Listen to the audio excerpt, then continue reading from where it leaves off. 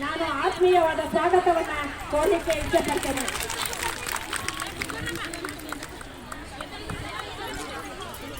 ಈಗ ಎಡಿಸಿ ಸಾಹೇಬ್ರು ಇನ್ಚಾರ್ಜ್ ಇರ್ತಕ್ಕಂಥವ್ರು ಮಹೇಶ್ ಸರ್ ಬಂದಿದ್ದಾರೆ. ನಮ್ಮ ಮನವಿಯನ್ನ ಏನು ಎಲ್ಲ ಕಾರ್ಮಿಕರ ಬೇಡಿಕೆಗಳಿದೆ ಆ ಮನವಿಯನ್ನ ಸ್ವೀಕರಿಸಲಿಕ್ಕೆ ಬಂದಿದ್ದಾರೆ. ಹಾಗಾಗಿ ತಮ್ಮೆಲ್ಲರೂ ಪರವಾಗಿ ನಾನು ಅವರಿಗೆ ಆತ್ಮೀಯ ಸ್ವಾಗತವನ್ನ ಕೋರ್ತೇನೆ. ಹಾಗೆ ನಮ್ಮ ಮನವಿಯನ್ನ ಸ್ವೀಕರಿಸಿ ಇದನ್ನ ಪ್ರಧಾನಮಂತ್ರಿಗಳಿಗೆ ಹಾಗೂ ನಮ್ಮ ಇಲಾಖೆ ಸಚಿವರಿಗೆ ಇದನ್ನ ಕಳಿಸಬೇಕು ಅಂತೇಳಿ ನಾನು ತಮ್ಮಲ್ಲಿ ಮನವಿ ಮಾಡ್ತೇನೆ. ಹಾಗೆ ನಮ್ಮ ಅಂಗನವಾಡಿ ಕಾರ್ಯಕರ್ತೆಯರನ್ನು ಬಿಎಲ್ಒ ಕೆಲಸದಿಂದ ಕೈ ಬಿಡುವ ಕುರಿತು ಕೆಲಸಕ್ಕೆ ನೇಮಿಸಿದ್ದು ಈಗಾಗಲೇ 50 ಜನಕ್ಕೆ ಆದೇಶವನ್ನು ಕಳಿಸಿದ್ದಾರೆ. ದಯಮಾಡಿ ನಮ್ಮ ಕಾರ್ಯಕರ್ತೆಯರು ಸಮುದಾಯದಲ್ಲಿ ಅಂಗನವಾಡಿ 6 ರಿಂದ 3 ವರ್ಷದ ಮಕ್ಕಳ 3 ರಿಂದ 6 ವರ್ಷದ ಮಕ್ಕಳು ಗರ್ಭಿಣಿ ಬಾಣಂತಿಯರ ಪಾಲನೆ ಪೋಷಣೆಯನ್ನು ಮಾಡಿ, ಜೊತೆಗೆ ಈಗಾಗಲೇ ಕೇಂದ್ರ ಸರ್ಕಾರ ಏನು ಮೊಬೈಲ್ ಅನ್ನು ಕೊಟ್ಟಿದೆ, ಪೋಷಣ್ ಟ್ರ್ಯಾಕರ್ ಅಲ್ಲಿ ಕೆಲಸ ಮಾಡಬೇಕು, ಫೋಟೋ ಕ್ಯಾಪ್ಚರ್ ಮಾಡಬೇಕು, ಹಾಗೆ FRS ಮಾಡಬೇಕು.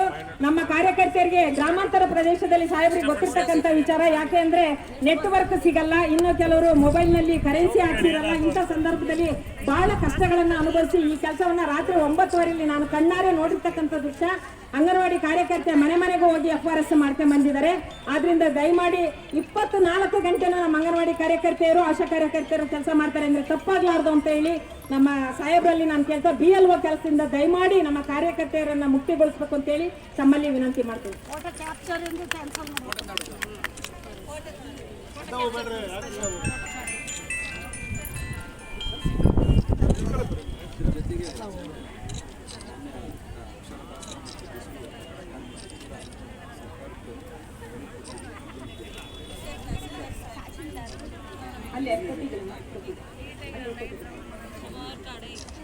ದಯಮಾಡಿ ಸರ್, ಇದು ನಾವು ತಮ್ಮಲ್ಲಿ ವಿನಂತಿ, ವಿನಮ್ರ ವಿನಂತಿ ಅಂದ್ರೆ ತಪ್ಪಾಗ್ಲಾರ್ದು. ಯಾಕೆಂದ್ರೆ ತುಂಬಾ ಇದೆ ನಮ್ಮ ಅಂಗನವಾಡಿ ಕಾರ್ಯಕರ್ತರ ಕೆಲಸ, ಈ BLO ಕೆಲಸ ಮಾಡಕ್ ಆಗೋದಿಲ್ಲ.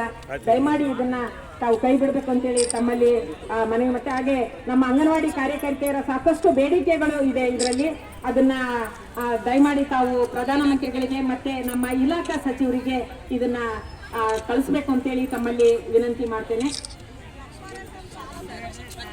ಹಾಗೆ ನಮ್ಮ ಸಾಹೇಬರು ಈಗ್ಲೂ ಇವಾಗ ಸ್ಟ್ರೈಕ್ ಅಲ್ಲಿ ಇದೀವಿ ಅಂದ್ರೂ ಅಧಿಕಾರಿಗಳು ಬಹಳ ಒತ್ತಡ ಕೊಡ್ತಿದ್ದಾರೆ. ಈಗಲೂ ಫೋನ್ ಬಂದು ನೀವು ಆರ್ಡರ್ ತಗೊಳ್ರಿ ಅಂತ. ಸರ್ FRS ಬಂದಿದೆ ಕೇಂದ್ರ ಸರ್ಕಾರದಿಂದ, ಬಹಳ ಪ್ರಾಬ್ಲಮ್ ಆಗ್ತಿದೆ ಸರ್. ದಯವಿಟ್ಟು ನೀವು ನಮಗೆ ಒಬ್ಬರಿಗೆ ತಗೋಬೇಡ್ರಿ ಸರ್, ನಿಮಗೆ ಕೈ ಮುಗಿದು ಇಲ್ಲ ಅಂದ್ರೆ ಮುಂದಿನ ದಿನಗಳಲ್ಲಿ ನಾವೆಲ್ಲಿ ಹೋರಾಟ ಮಾಡಬೇಕು ಮಾಡ್ತೀವಿ. ಎಲ್ಲರಿಗೂ ನಮಸ್ಕಾರ. ಈಗ ನೀವೇನು ಮನವಿ ಕೊಟ್ಟಿದ್ರೆ ಇದನ್ನು ಮಾನ್ಯ DC ಅವರಿಗೆ ಸಬ್ಮಿಟ್ ಮಾಡಿ, DC ಮುಖಾಂತರ ನಿಮ್ಮ ಏನು ನಮ್ಮ ಬೇಡಿಕೆಗಳನ್ನ ಸರ್ಕಾರಕ್ಕೆ ತಲುಪಿಸಬೇಕು ಆ ಕೆಲಸವನ್ನು ನಾವು ಮಾಡ್ತೇವೆ ಅಂತ ಹೇಳಿ ಮೂಲಕ ತಮಗೆ ಭರವಸೆ ಕೊಡ್ತೇವೆ.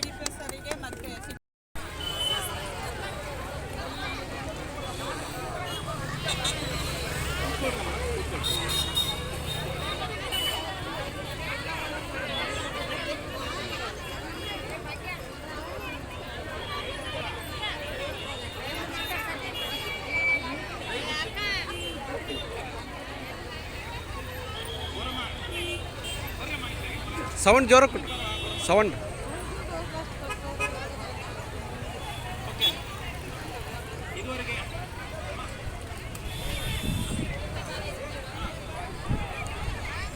ಇವತ್ತಿನ ಸಾರ್ವತ್ರಿಕ ಮುಷ್ಕರ ಬೇರೆ ಬೇರೆ ಸಂಘಟನೆಯವರ ರೈತ ಸಂಘದ ಜೊತೆಗೆ ನಾವು ಸೇರಿ ಒಟ್ಟಾಗಿ ಇವತ್ತಿನ ಚಳವಳಿಯಲ್ಲಿ ಭಾಗವಹಿಸಿದ್ದೀವಿ. ಗುರುಗಳು ಅಷ್ಟೇ ಅಲ್ಲ, ಇಡೀ ಭಾರತಾದ್ಯಂತ ಈ ಚಳವಳಿ ನಡೆದೈತೆ. ಕೇಂದ್ರ ಸರ್ಕಾರ, ರಾಜ್ಯ ಸರ್ಕಾರದ ಕೆಲವು ನೀತಿಗಳು ನಮ್ಮನ್ನು ಬದುಕಕ್ಕೆ ಬಿಡ್ತಿಲ್ಲ. ಅದನ್ನು ವಿರೋಧಿಸಿ ನಮ್ಮನ್ನು ಮನುಷ್ಯ ಥರ ನೋಡ್ರಿ ಅಂತಲೇ ನಾವು ಸ್ಟ್ರೈಕ್ ಮಾಡಿರೋದು.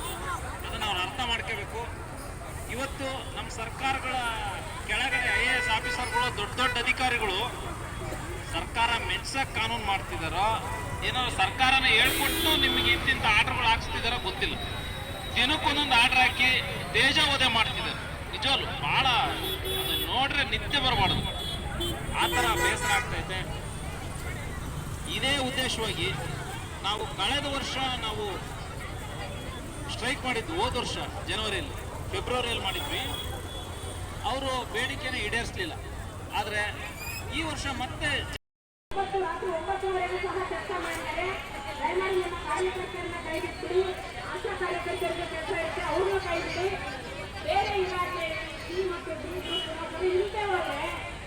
ಗ್ರಾಮಾಂತರ ಪ್ರದೇಶದಲ್ಲಿ ಬೇಕಾಗುತ್ತೆ ಅವರು